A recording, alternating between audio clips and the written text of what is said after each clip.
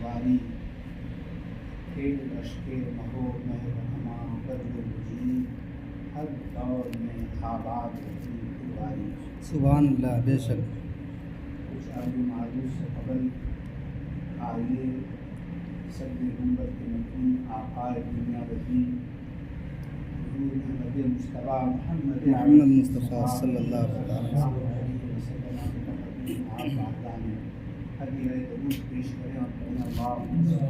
अल्लाहुम्मा सल्लि अला सय्यिदिना मुहम्मदिन नबिय्यिल उम्मी व अला आलिहि व अहलि बैतिहि व अस्हाबिहि व बारिक वसल्लम व सल्लि व सल्लिम अलैहि व आलिहि अजमईन। खानकाह आलम बना खानकाह मिलिया फुलवारी शरीफ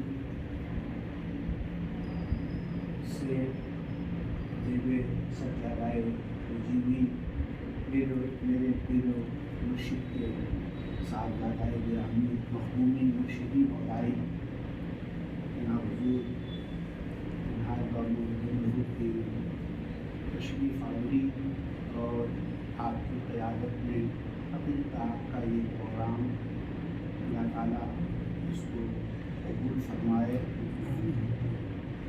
हकीकत का चर्चा कई महीनों से चल रहा था और जब भी हाजी साहब हाजी जदीदी साहब से मुलाकात होती तो इस हकीकत का चर्चा करते तो सबसे पहला काम ये होता कि फुलवारी शरीफ जाना है और जाके बाबू का प्रोग्राम लेना है।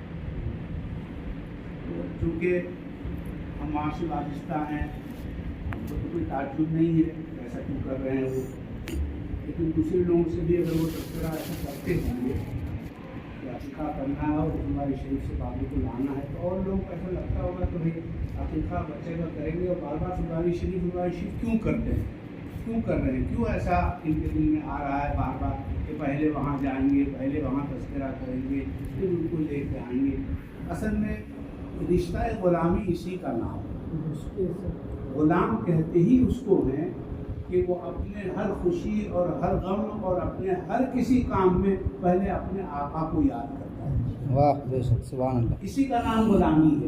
अगर ये नहीं है तो फिर ग़ुलामी कैसी किस बात की। तो खैर ये तो बात हुई। एक बात हम खाली आपके गोशे उदार करना चाहेंगे, खानकाह ताजुल आरिफीन है क्या? वाह। आज भी अल्हम्दुलिल्लाह बैठ का सिलसिला हुआ था, अभी नहीं हुआ, खैर बहुत जगहों पे लोग इस आँख में बैठे हैं कि हज़रत तशरीफ़ लाएंगे खानकाह का सिलसिला होंगे जाके होंगे यहाँ आ जाएंगे यहाँ होंगे। जो जानते हैं वो तो जानते हैं, जो नहीं जानते हैं उनके मालूमात के लिए बात हम सकते हैं कि खानकाह शरीफ से शरफ़ बैत का हासिल हो जाना ये बहुत बड़ी सआदत की बात है। बेशक सुभान अल्लाह। और उसकी वजह ये है कि उस बारगाह में जो बैत होता है उसको सनद रसूल अल्लाह सल्लल्लाहु अलैहि वसल्लम चाहते हैं। वाह सुभान अल्लाह। रसूल अल्लाह पसंद फरमाते हैं जिसको उसी को उस बारगाह में हाजिर होकर बैत होना नसीब होता है। एक शख्स थे, तारीखी बात, मीर गुलाम अली नाम था उनका।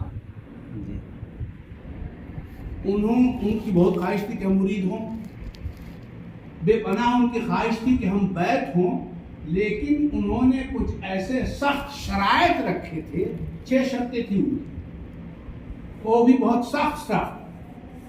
जब ये 6 शर्तें पाई जाएंगी तब हम मुरीद होंगे, मुरीद तो होंगे। अच्छा, कुछ लोगों के यहाँ ऐसे हम लोग अल्हम्दुलिल्लाह जिस इलाके में रहते हैं इस पूरे इलाके की अक्सरियत कायल है बैठ जी, चाहे वो सिलसिला रिजविया में बैठ हो, चाहे वो सिलसिला कादरिया में बैठ हो, चाहे सिलसिला चिश्तिया नक्शबंदिया सोहरवर्दिया किसी भी सिलसिले में बैठ हो, बैठ के कायल अक्सरियत हमारे इस पूरे इलाके में। कुछ लोग हैं जैसे इमाम साहब से आप बार बार सुन रहे थे सनद दलील नंबर हदीस नंबर, ये असल में अभी का जो दौर चल गया है ना मोबाइल में, और कुछ लड़के जो कबीर वगैरह चले गए और कहीं चले गए अहले हदीस के सोहबत में जाके बैठ गए तो उनको अभी जो है वो हदीस नंबर का ऐसा झांसा दिया जाता है कि तुम अपने आलिम से पूछो इसका हदीस नंबर और इसका हदीस नंबर ये है। ایسے نماز پڑھنا چاہیے اور ایسے سجدہ کرنا چاہیے اور ایسے تحریمہ. یہ حدیث نمبر دے دے کے پہلے لوگ اساتذہ کے روبنو زانوی تلميذ تہ کرتے تھے اور ان سے دین سیکھتے تھے. پیر و مرشد کی خدمت میں حاضر ہوتے تھے, ان سے دین سیکھتے تھے. اور ابھی کا جو دین ہے وہ موبائل سے سیکھا جاتا ہے, عام کر دیا گیا. ابھی انہوں نے بتایا امام صاحب نے ہمارے کہ 70 ایسے ویب سائٹ ہیں جس کو یہودیوں نے قائم کر دیا ہے اور اس میں اپنے مطلب سے دین کو انہوں نے پیش کرنا شروع کیا. تو ابھی جو نوخیز نو عمر کے لڑکے لوگ ہیں, خاص طور پہ بڑے لوگ تو کم بہت رہے ہیں, ہاں جس کا کم عمر بچہ بھی تھوڑا زیادہ تیز ہے, وہ اپنے باپ کو پٹا کے اس کا رخ پھیر دے رہا ہے. پہلے تھا مجیبی, اب ہو گیا اہل حدیث. پہلے تھا سنی, اب ہو گیا اہل حدیث. کوئی کو بیٹا تھوڑا سا دمنگ نکل جاتا ہے اور باپ سیدھا سادہ اس کو پھیر دیتا ہے, اس کو یہ جھانسا دیتا ہے, دیکھیے یہ حدیث نمبر ہے, یہ آیت نمبر ہے اور یہ ہے کل ملا. تو ہم نے عرض کیا یہ کہ بیعت جو ہے یہ تو ثابت ہے, ابھی اس کا موقع نہیں. وہ میر غلام علی جو تھے انہوں نے بیعت کو بہت سارے شرطوں پر اٹھا رکھا تھا. 6 شرطیں تھیں ان کی. اس میں سے پہلا شرط یہ تھا کہ ہم اس وقت مرید ہوں گے کہ جب حضور سرور کائنات, ان بات کو غور سے سنیے گا آپ لوگ اور اس کو ذہن میں رکھیے گا, فلواری شریف سے بیعت ہونا آسان نہیں ہے. جس کو رسول اللہ چاہتے ہیں وہ فلواری شریف سے بیعت ہونا. واہ سبحان اللہ. اس شخص نے پہلا یہ شرط رکھا کہ ہم اس شرط پر بیعت ہوں گے کہ سب سے پہلے حضور سرور کائنات وحی فدا جناب محمد رسول اللہ صلی اللہ علیہ وسلم ہم کو بیعت کریں. سب سے پہلے رسول اللہ ہم کو بیعت کریں. اب ذرا دیکھیے, جو رکھی لیتے ہیں بھرم اپنے کرم کے ساتھ, جب کسی بات پہ دیوانے مچل جاتے ہیں. وہ مچلا تھا بیعت پہ, بیعت ہونا. اب اس بیعت کی اہمیت رسول اللہ کی نظر میں کتنی ہے کہ اس نے شرط ایسی رکھی کہ رسول ہم کو بیعت لیں. تو رسول اللہ نے بھی اس کو قبول کیا, کہا اچھا ہم بیعت لیں گے. جب ہی بیعت ہوگے تو ٹھیک ہے, ہم کو بیعت لینا ہوگا تو ہم لیں گے, لیکن تم کو بیعت کرائیں گے. تو اب اس سے ایک پتہ یہ چلا کہ رسول اللہ جس کو چاہیں گے اس کو بیعت ہونا پڑے گا. ارے آپ ایک پہلی شرط یہ ہوگی کہ رسول اللہ صلی اللہ علیہ وسلم ہم کو بیعت لیں. اس کے بعد رسول اللہ جس کے حوالے کریں گے ہم ان سے بیعت کریں گے. کیونکہ ایک بار شرط ہوگی. پھر ایک شرط یہ ہے کہ وہ عالم دین ہو. ایک شرط یہ ہے کہ وہ سید ہو. ایک شرط یہ ہے کہ وہ عالم ہو, سید ہو, متقی پرہیزگار ہو اور کامل بھی, ناقص نہیں ہو, کامل ہو. اب ان کے جو شرائط تھا اور خیر اس کی اپنی شرط تھی. پیارے آقا صلی اللہ علیہ وسلم کو آخر اس پہ پیار آ ہی گیا, اور کیوں نہ آئے. جو امتی بھی رسول اللہ کو چاہے گا, رسول اللہ اس کو کبھی ٹھکراتے نہیں, کبھی اس کو فراموش نہیں. پیارے آقا کو بھی اس پہ پیار آ گیا, اور یہ پیار صرف انہیں پہ نہیں, اس پیار کا اظہار پیارے آقا صلی اللہ علیہ وسلم نے بارہا ظاہر فرمایا ہے. ہمارے سرخیل مجیبیت حضور تاج العارفین کے مرشد گرامی حضرت مولانا رسول نما بنارسی قدس سرہ کے ساتھ بھی تو ایسے ہی ہوا تھا. تنہائی میں 7 سال کی عمر میں کمرے میں بند ہو کے ہم نے دیکھا باغوان کے ساتھ جا کے اس حجرے کو. اب تو خیر وہ حجرہ نہیں, وہ مسجد میں شامل ہو گیا, لیکن اس کی نشان اب تک باقی ہیں اور اوپر میں وہ لگا ہوا بھی ہے. تو حضرت مولانا کے ساتھ بھی یہی ہوتا تھا. یہاں میر غلام علی کے ساتھ بھی یہی ہوا. تو اس نے ایک دن خواب میں یہ دیکھا کہ پیارے آقا صلی اللہ علیہ وسلم تشریف فرما ہیں اور یہ داخل ہوا تو حضور سرور کائنات صلی اللہ علیہ وسلم نے ان کو بیعت لیا. بیعت لینے کے بعد میں کسی کے حوالے ان کو کر دیا, اور اس کے بعد جن کے حوالے کیا تھا انہوں نے میرا ہاتھ پکڑا اور کسی کے ہاتھ پر دے دیا. تو خواب کی بات تھی, آنکھ کھل گئی. اب اس کے بعد پریشانی بڑھی کہ رسول اللہ صلی اللہ علیہ وسلم نے تو بیعت لے لیا, پھر رسول اللہ صلی اللہ علیہ وسلم نے جن کے ہاتھ پر میرا ہاتھ دیا تھا وہ غوث العالم تھے. غوث کے ہاتھ میں ہاتھ دے دیا رسول اللہ نے، لیکن غوث العظم نے میرا ہاتھ کسی اور کے ہاتھ پہ دے دیا. ان کا چہرہ تو دیکھا مگر کوئی عطا پتہ تو نہیں بتایا کہ کون تھے وہ، کہاں کے تھے، کیسے ان کو تلاش کریں گے. لیکن جس کے دل میں لگن ہوتی ہے، جب آدمی کے دل میں شوق اور ذوق پیدا ہو جاتا ہے، جب عشق کی تپش بڑھتی ہے تو اس کی بے چینی اور اس کی بے قراری اسے مجبور کرتی ہے کہ جس راہ میں تم چل دیے ہو یہ 400 سال سے جس راہ پہ وہ گدی چل رہی ہے، کتنی آندھیاں آئیں، کتنے طوفان آئے، کتنی مخالف ہوائیں چلی، مگر الحمدللہ تاج العارفین کی گدی جہاں سجی تھی آج تک وہی سجی. سبحان اللہ. اور جس شان کے ساتھ سجی تھی اسی آن بان اسی شان کے ساتھ ہے. دیواریں آج بھی وہی، چھت ویسے ہی آج بھی ہے، یہاں تک کہ چوکی یعنی کہ وہ تخت بھی وہی ہے. گدی نشین تو بدلتے رہے. 11ویں صاحب سجادہ آج بھی موجود ہے. 11 نسلوں میں 11 حکومت میں، ہم دنیا کی بات کریں، اگر ایک حکومت آتی ہے تو اس کے قوانین الگ ہوتے ہیں، اس کا طرز عمل الگ ہوتا ہے. پھر اس حکومت کے ختم ہونے کے بعد کوئی دوسری حکومت آ جائے تو اس کا اپنا رویہ الگ ہوتا ہے، اس کا مزاج الگ ہوتا ہے، اس کے لباس بدل جاتے ہیں، اس کا کھان پان بدل جاتا ہے، اس کی بول چال بدل جاتی ہے، اس کا طرز عمل بدل جاتا ہے. مگر قربان جائیے تاج العارفین کی حکومت پر کہ اپنے گنبد شریف میں تو آرام فرما ہے، مگر آج بھی تاج العارفین ہی کا تصرف چل رہا ہے. سبحان اللہ. کوئی بھی بیٹھے اس گدی میں جو طریقہ تاج العارفین کا تھا اسی طریقے پہ صاحب سجادہ. اچھا 11 ہم نے عرض کیا کہ 11ویں صاحب سجادہ ہے، لیکن خدا گواہ ہے کتابی بات نہیں عرض کر رہے ہیں کہ بھائی کتاب میں کسی نے چھاپ دیا ہوگا، کسی پریس والے نے ایسا کر دیا ہوگا، لکھ دیا ہوگا. یہ تو آنکھوں دیکھنے کی چیز ہے، اور ایک آدمی نہیں 1000 آدمی دیکھے. آج سے 200 سال قبل کسی آنکھ نے اس خلوت کو دیکھا ہوگا، 150 سال قبل کسی نے اسی خلوت کو دیکھا، پھر 100 سال قبل کسی نے اس خلوت کو دیکھا، 50 سال قبل کسی نے اس خلوت کو دیکھا، کوئی 100 سال کا ہے اس نے بھی دیکھا. آج اگر کوئی 25 سال کا ہے وہ بھی جا کے دیکھے. خدا گواہ ہے اس دنیا کی ہم بات کر رہے ہیں، اسی دھرتی کی بات کر رہے ہیں، اسی زمین کی بات کر رہے ہیں، اسی ملک کے ایک صوبے کی بات کر رہے ہیں، اور اس ملک کے اس صوبے کا نام اور اس قصبے کا نام قصبہ نازیہ پھلواری شریف ہے. آپ آج جا کے دیکھو، اور جس نے 20 سال قبل جا کے دیکھا ہے اس کی آنکھوں سے پوچھو، جس نے 50 سال قبل دیکھا ہے ان آنکھوں سے پوچھو، 50 سال قبل جو دیکھا تھا آج وہی رنگ ہے یا رنگ بدل گیا؟ واہ سبحان اللہ سبحان اللہ. 50 سال والا بھی دیکھ کے بتائے گا یہی رنگ تو ہم نے 50 سال قبل دیکھی تھی. 30 سال قبل جس نے دیکھا اس سے پوچھو، وہ بھی یہی جواب دے گا 30 سال قبل بھی ہم نے اسی رنگ کو دیکھا.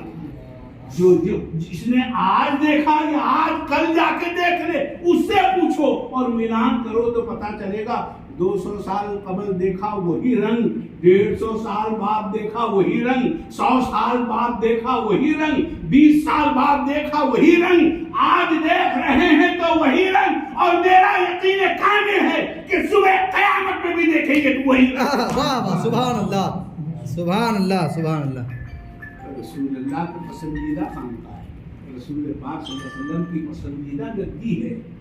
میر غلام علی کے حوالے رسول اللہ صلی اللہ علیہ وسلم نے اس اعتماد کے اگرچہ تزلزل بھی آ سکتا تھا مگر رسول اللہ نے استحکام کی مہر لگا دی. ہم حوالے کر رہے ہیں کہ اس خانقاہ کی حمایت صبح قیامت تک ہم کرتے رہے. اس خانقاہ کو قائم و دائم ہم صبح و قیامت تک اس کی حفاظت اس کی کرتے رہیں گے، اور اس کے رنگ کو کبھی پھیکا نہیں ہونے دیں گے. تو میر غلام علی اب بیت تو رسول اللہ نے لے لیا، غوث پاک کے ہاتھ میں بھی دے دیا، لیکن غوث پاک نے جن کے ہاتھ میں میرا ہاتھ دے دیا وہ کون؟ اب اس تلاش و جستجو میں ہندوستان کے مختلف صوبہ جات میں میر غلام علی تلاش کرتے رہے، گھومتے رہے، دیکھتے رہے، یہاں گئے وہاں گئے، مارے پھرے، رات دن گھومتے رہے یہاں سے وہاں تک. ایک مرتبہ ان کی خوش بختی اور ان کا بخت بیدار ہوا کہ وہ گزر رہے تھے کہ ان کو ایک مکان نظر آیا. ایک جگہ نظر آئی، آنکھوں نے دیکھا تو دل نے گواہی دی، مکان تو وہی ہے کہ جس مکان میں ہم داخل ہوئے تھے اور رسول اللہ صلی اللہ علیہ وسلم وہاں تشریف فرما تھے۔ ابھی ایک بات نوٹ کر لیجیے، اس نے خواب میں جو مکان دیکھا تھا اس میں یہ دیکھا تھا کہ مکان یہ ہے اور رسول اللہ وہاں موجود ہے۔ سبحان اللہ، رسول اللہ وہاں موجود ہے۔ تو مکان دیکھ لیا تو پہچان لیا مکان یہ ہے، تو میر غلام علی کی روایت سے یہ ثابت ہوا کہ جس مکان کو میر غلام علی نے دیکھا تھا وہاں رسول اللہ صلی اللہ علیہ وسلم موجود تھے۔ یہ ثابت ہو گیا رسول پاک صلی اللہ علیہ وسلم کی تشریف آوری کا وہاں۔ ایسے تو متعدد واقعات ہیں، لیکن اس واقعے سے بھی یہ ثابت ہوا کہ رسول اللہ اس مکان میں، ابھی تفصیل آئے گی بعد میں ہم جانیں گے وہ مکان کون سا ہے، کون سا مکان تھا، یا وہ مکان ہے، تھا یا آج بھی ہے۔ آپ کو یہ سن کر تعجب ہوگا کہ جو مکان میر غلام علی نے دیکھا تھا وہ تھا نہیں، آج بھی وہ مکان موجود ہے۔ سبحان اللہ، آج بھی وہ مکان موجود ہے جس میں رسول اللہ صلی اللہ علیہ وسلم کی ان کو دیا رہتی ہے۔ کا مکان تو وہی ہے، اب سوال یہ ہے مکان تو یہ ہے، مکین کون ہے؟ اگر مکین وہی ہے جس کے ہاتھ میں غوث اعظم نے میرا ہاتھ دیا تھا، غوث اعظم کو خانقاہ مجیدیہ سے بہت گہرا سنبندھ ہے، بہت گہرا تعلق ہے۔ ہم لوگ آسانی پہ جاتے ہیں تو ٹھیک بارگاہ میں جیسے داخل ہوئے تو حضرت سیاد المسلمین ہیں، حضرت نصر ہیں، حضرت عبدالحق قدس سرہ القدیر ہیں، تو ان کے مزارات سے آنکھیں تر ہوتی ہوئی، آنکھیں معطل ہوتی ہوئی، جیسے ہی آنکھیں اٹھتی ہیں تو وہ ایک دروازہ جو بند ہے حضرت تاج العارفین گنبد شریف کا، وہ دروازہ جو بند ہے وہاں ایک کتبہ لگا ہوا ہے جس میں لکھا ہوا ہے پیر مجیب اللہ، پیر مجیب اللہ۔ آج تک آپ نے ایسے لوگ اپنے آپ کو لوگ بولتے ہیں کہ بھئی اپنے منہ میاں مٹھو بننا، اپنی تعریف اپنے سے کرنا۔ آج جیسے کہ آج کل واٹس ایپ میں ہو رہا، مفتی فلانا اپنا واٹس ایپ ڈال رہے اس میں، تو اپنے نام کے ساتھ انہوں نے لکھ دیا کہ بھائی تم تو نہیں جانتے ہو کہ ہم مفتی ہیں، لیکن اب ہم ہی بتا رہے ہیں تو ہمارے بتانے سے تم ہم کو بار بار مفتی کہا کرو، ہم کو عالم دین کہا کرو۔ تو اپنی تعریف اپنے منہ سے کرنا اچھی بات نہیں ہوتی۔ ہم کو بھی بڑا تعجب ہوا کہ پیر صاحب کے نام کے ساتھ، وہ بھی خود اپنے آستانے پہ جو پیر کا لفظ لکھا ہوا ہے مجیب اللہ کے ساتھ، ایسا وہ بھی خانقاہ جیسے خانقاہ کے جو مقدس کا جو مقدس مزاج ہے، جو توجہ اور جو انکساری وہاں کے مرشدین میں ہے، وہاں کے پیر صاحبان میں ہے۔ خانقاہ دیکھنے کی چیز ہے۔ آج کے اس دور میں آپ کتابوں میں پڑھیے گا، رسول اللہ صلی اللہ علیہ وسلم کی محفل ایسی ہوتی تھی، صحابہ ایسے تشریف فرما ہوتے تھے، صحابہ اس انداز میں آ کے سلام کرتے تھے، صحابہ اس انداز میں سر کو جھکا کے بیٹھتے تھے، صحابہ اس طرح سے اس انداز میں ادب کیا کرتے تھے۔ اب یہ کتابوں میں تو آپ کو مل جائیں گی، لیکن اس کا عملی نمونہ اگر آپ کہیں دیکھنا چاہیے تو نہیں ملے آج کے دور میں۔ اور اگر دیکھنا ہے تو ہمیں اپنے خانقاہ شریف پہ فخر ہے۔ ہم کو ہی نہیں، آپ کو بھی فخر ہوگا کہ آپ خانقاہ کے گیٹ پر جس وقت قدم رکھ دیتے ہو، ابھی یہاں سے دھنباد جا رہے ہیں، بالکل معمول بدلا ہوا ہے، گنگا دامودر میں بیٹھ گئے اتنا مزاج نہیں بدلا ہے، گنگا دامودر سے Patna station 9 number plate form میں اتر گئے، ابھی اتنا مزاج نہیں بدلا ہے، ٹیمپو میں بھی بیٹھ گئے، ابھی تک اتنا مزاج نہیں بدلا ہے، ٹیمپو سے پھر اتر کے خانقاہ کی طرف چل گئے، ابھی بھی اتنا مزاج نہیں بدلا ہے، بیگ ٹانگے ہوئے ہیں، ہاں ہو کر رہے ہیں آپ دوستوں کے ساتھ میں، لیکن خدا گواہ ہے آپ پریکٹیکل محسوس کرتے ہوں گے کہ جس وقت آپ خانقاہ شریف پہنچ گئے، آپ کا پہلا قدم خانقاہ کے گیٹ کے اندر پڑتا ہوا، آپ اپنے اندر تبدیلی محسوس کرتے ہوں گے، بے شک آپ محتاط ہو جاتے ہوں گے۔ کپڑا ٹھیک کر، ہر آدمی کو ہم نے دیکھا ہے کپڑا درست کر رہے ہیں، سر کے بال درست کر رہا ہے، ٹوپی درست کر رہا ہے، اب کیونکہ اب ہم دوسری دنیا میں آ گئے، یہ جہان ہی الگ ہے۔ آپ آنکھ سے جا کے دیکھیے، یہاں کی اکثریت دیکھی ہوئی آنکھیں ہیں، ہو سکتا ہے ایک دو آدمی ایسے ہیں جنہوں نے نہیں دیکھا ہے، تو ان کو ہم دعوت دے رہے ہیں کہ وہ جائیں اور خانقاہ کو جا کے دیکھیں۔ دیکھنے کی چیز ہے کہ رسول اللہ صلی اللہ علیہ وسلم نے کس طرح سے خانقاہ مجیدیہ کو سجا دیا ہے اور سنوار دیا ہے۔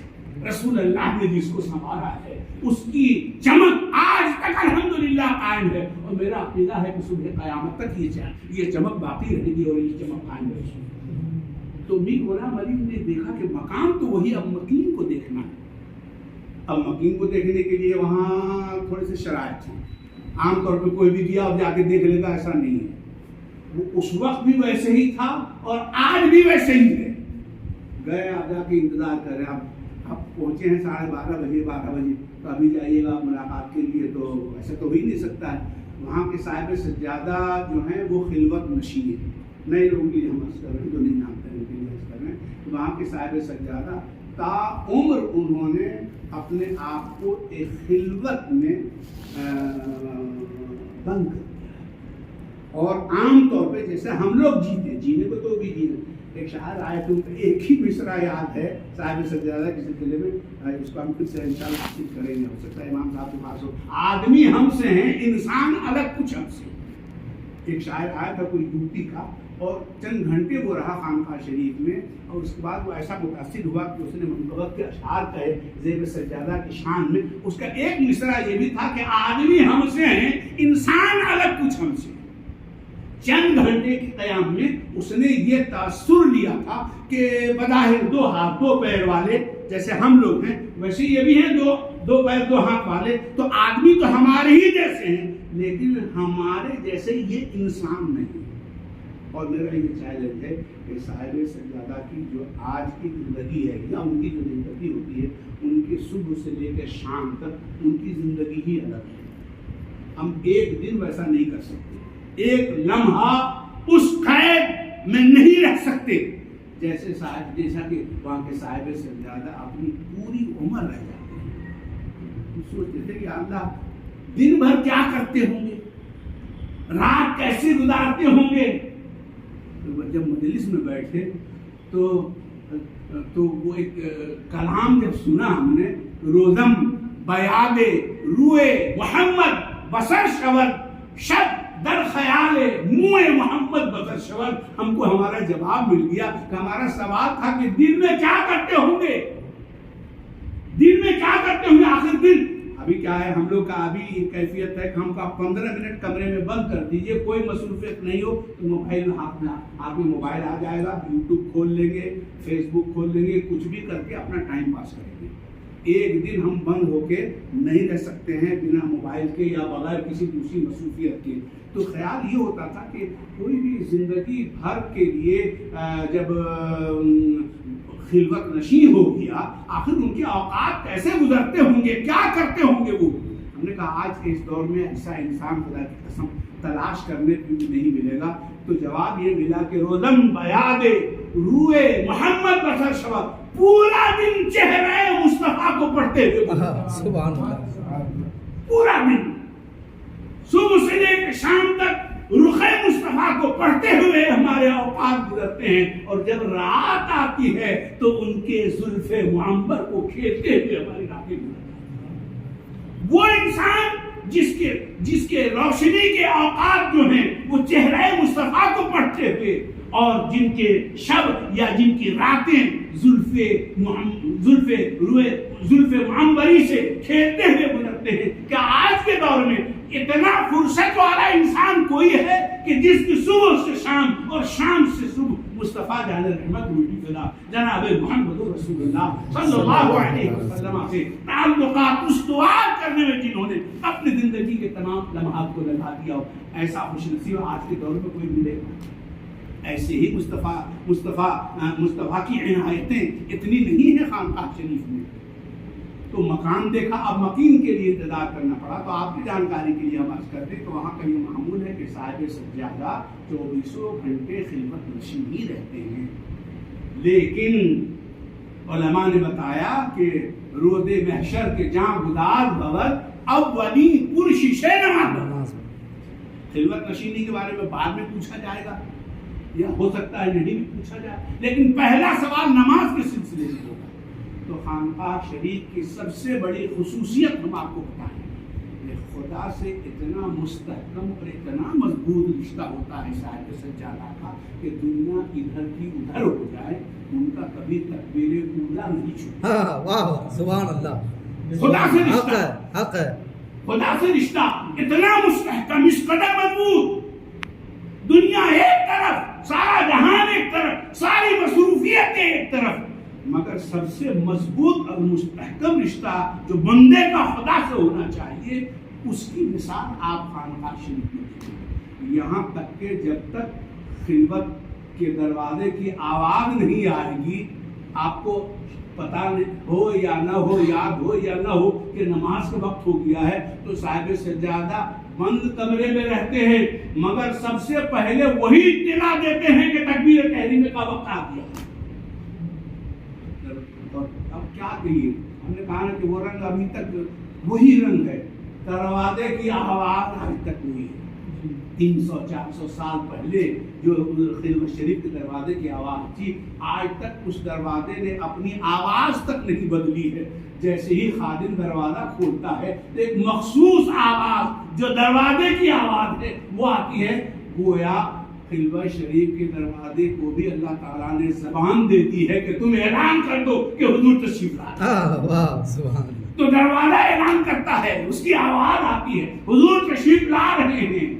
اس کے بعد جناب حضور تشریف لاتے ہیں، پھر مؤذن تکبیر کہتا ہے اور صاحب سجادہ کی موجودگی میں تمام لوگ تکبیر تحریمہ باندھتے ہیں۔ اللہ سے رشتہ، خدا کے رشتے، کوئی نبی کا لاکھ عاشق ہو جائے، وہ عاشق ہو ہی نہیں سکتا جس کا تعلق خدا سے بھی نہیں، جس کا تعلق خدا ہی سے نہیں، اس کا تعلق مصطفیٰ سے کیسے ہو سکتا ہے؟ تو خدا کا تعلق کتنا مستحکم ہے۔ تو اب میر غلام علی وہی معمول تھا جو آج ہے، یہ اچھا جو ہم بتا رہے ہیں یہ آج ہو رہا ہے، پہلے نہیں ہوتا تھا، ایسا نہیں، یہ اسی وقت سے ایسا چلا رہا ہے جو آج بھی ہو رہا ہے۔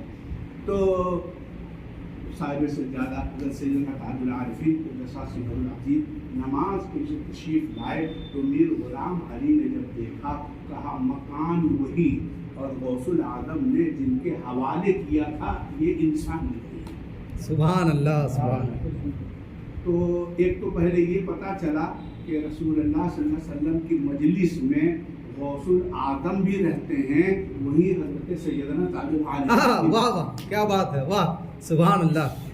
اور یہ میر غلام علی جیسی شخصیت نے دیکھا، اور وہ بھی ہم اس کو ابھی نامکمل شخصیت نہیں کہہ رہے ہیں، ابھی مرید نہیں ہوئے، مگر ان کی ایک شرط جو انہوں نے رکھی تھی، اس سے یہ پتا چلتا ہے کہ میر غلام علی بیعت سے قبل بھی کامل ہیں۔ ان کی ایک شرط تھی کہ پیر میرا، آخری والی شرط ہے، وہ مکمل ناقص نہیں ہو بلکہ وہ مکمل ہو۔ تو یہ مکمل کوئی ہے یا ناقص ہے، اس کی پہچان کون کر سکتا ہے؟ ہیرے کو کون جانچ سکتا ہے؟ صراف، جو صراف ہوگا وہی نا جانچے گا کہ ہیرا اصلی ہے کہ نقلی ہے، کہ سونا کچا ہے کہ پکا ہے، کتنے کیرٹ کا ہے۔ تو خیر میر غلام علی نے وہ تمام شرائط پائے، اور پھر بعد نماز عشاء خلوت شریف میں حاضر ہو کر حضرت سیدنا تاج العارفین سے انہوں نے اپنے پورے خواب کو بیان کیا، اور اس کے بعد پھر ان کو داخل سلسلہ کیا گیا۔ اس لیے ہم نے عرض کیا کہ خانقاہ عالم بنا خانقاہ نجیبیہ پھلواری شریف کی جو خانقاہ ہے وہ اپنی مثال آپ ہے۔ رسول پاک صلی اللہ علیہ وسلم سے ان کی قربت کا یہ عالم ہے کہ جیسا ابھی ہم نے عرض کیا کہ یہ میر غلام علی جنہوں نے رسول اللہ صلی اللہ علیہ وسلم سے ہم پہلے بیعت ہوں یہ شرط رکھی، اس شرط کو رسول اللہ صلی اللہ علیہ وسلم نے پوری فرمایا، پھر غوث العظم کے حوالے رسول اللہ صلی اللہ علیہ وسلم نے ان کو کیا، اور رسول پاک صلی اللہ علیہ وسلم نے حضرت سیدنا تاج العارفین کے حوالے ان کو کیا۔ گویا رسول اللہ کا یہ حکم ہوا کہ اے میر غلام علی، تم بیعت اگر ہونا چاہتے ہو تو حضرت سیدنا تاج العارفین سے بیعت ہو۔ ایک بات میں نے اور عرض کیا کہ آپ کے درگاہ مبارک پہ پیر کا لفظ لکھا ہوا پیر مجیب اللہ، جانتے ہیں ایسا کیوں ہے؟ ایک شخص تھا، وہ بہت بیمار